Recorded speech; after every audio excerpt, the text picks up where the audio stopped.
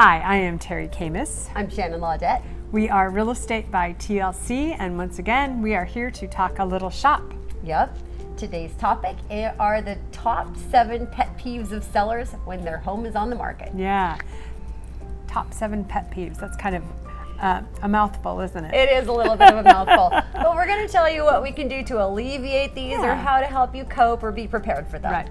Being prepared, I think, goes a long way. Yes. So number one, oftentimes you've spent a lot of time getting your home ready for sale and for people to come and look. Lots of cleaning. Yeah, lots of cleaning. Maybe you have new carpet, maybe you've refinished your hardwoods. And as an agent, you know, you've put your booties out there so that buyers come in and you expect that they're going to use their booties, and then they don't. They didn't use the booties I put out? Yes. I actually had a seller once upon a time who had a dog, and the buyers had gone out in the yard and had looked around, come in the house, not used booties, and had actually traipsed dog dew throughout her house. She was really upset. So that's more than a pet peeve. That's upsetting. That would be awful. So, how can we avoid this, Teri? Well, we do our very best to make sure that we have good signage out there. Please use booties. We can put that in the showing remarks as well. Make sure to use booties, new carpet, new floors, whatever. Right. But at we the can end even of the put day, a sign on the front door. Yeah. There's a lot of things we can do to help you with that, but sometimes the best laid plans don't always work out. And they go sideways. Yes. Okay, so number 2. People showing up at your door unannounced. You're like, oh, your home's on the market. Yeah, you're like, can I see? Who are you? Where's your realtor? Yeah. So in that case, please give them your realtor's business card and ask them to consult your realtor to set up an appointment. You absolutely do not need to let anybody into your home. Absolutely not. We have it set that it's by appointment only, and people should be adhering to that. It's actually a very rare occurrence, but Very rare. It does happen from time to time. Once in a while. Yeah. Okay, along those same lines, number 3, if people think the home is vacant, maybe your home is so beautiful that it kind of looks like it's staged. You're like, oh, that's probably stage furniture, it's vacant. And they actually can drive down your driveway to go look at it. They might actually even think that because it's a vacant home, they might peek in your windows. So it is a really good best practice if you have kind of a rural home or you have a long driveway, for us, when we put the sign out at the street, to put on there by appointment only. Appointment only. Yeah, it solves a lot of those problems, Yes, definitely. it does. So another thing that can often happen, and I think it should be expected, yes, number 4, is people will need to use your bathroom, which seems kind of awkward at times, but you have to realize sometimes people are out for several hours looking at homes. And when nature calls, it may actually be calling at your house. Yep. So be prepared that things may not be exactly as you left them. If that weirds you out, just change your hand towel later. Yes, yeah.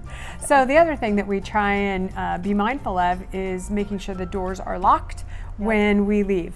But if you have multiple accesses and maybe there were 2 or 3 people looking at the home, you're trying to lock up as they go. Somebody says, oh, let me just take one last peek. It does happen. Again, it's rare, but we can put signs on the doors, making sure to lock the doors as a reminder to the agents. Yep, or even in the agent remarks. Yeah. So double everything we can do, we will. Yeah. That was number 5. Number 6, very much along the lines of doors getting left unlocked, are lights being left on. So this can be really frustrating. Keep in mind, if your showing is, as we get into winter, closer to winter months, days are getting shorter. Sometimes people come just as it's starting to get dark, and they kind of need to leave that porch light on as they leave. Yeah. So, or you know what, they didn't mean to leave the lights on. It just happens sometimes. But if you have multiple showings throughout the day, sometimes it's best just to expect that the lights be left on, because the home is going to show so much better when it's brightly lit. So maybe just expect that your light bill is going to go up for the couple of weeks that you've got showings, and hopefully we get her under contract within the first 5 days, then you won't even notice. Right. And along those lines, if you are coordinating showings and you know you have 2 showings in a row, maybe you can say to the first agent, or ask us to say to that agent, hey, will you leave the lights on? There's a showing right after you. Yes. There's a little bit more psychology in there than that too. Yeah. Another topic. We have another showing right after yours. And then, when the second agent or last agent is coming through, hey, you're the last showing of the day. Yeah. Can you please turn the lights off? So I think the final frustration, and this is probably one of the more frequent ones, is that Buyers, they've set the appointment for 1 o'clock, but maybe it's a quarter till when they get there and you haven't left yet. Maybe it's closer to 30 minutes late, and now you're really frustrated because you expected to be able to be back in the house within 30 minutes. But again, keeping in mind that most of the time buyers are out looking at multiple homes, and it's very difficult to stay on track. We have traffic, there's lots of obstacles that can cause delays. So trying to be mindful that it's not a precise science. Right. It might not even be those people's fault. If they arrived at a home before yours and those people were late. Yeah, but one of the things happen. that we can do and suggest often is that when the agent sets up the appointment, whether they're setting it up through us or through you, you can ask to be notified 15 minutes prior to them showing up. You can also say, please send me a text or give me a call when the showing is finished. That way you can go home right afterwards and you're not just driving around aimlessly when you don't need to be. Yep. So we hope that these top 7 pet peeves, we've given you a little bit of preparation and helped you understand what we can do, and that sometimes these things still just happen. Yeah. Anyway, until the next time.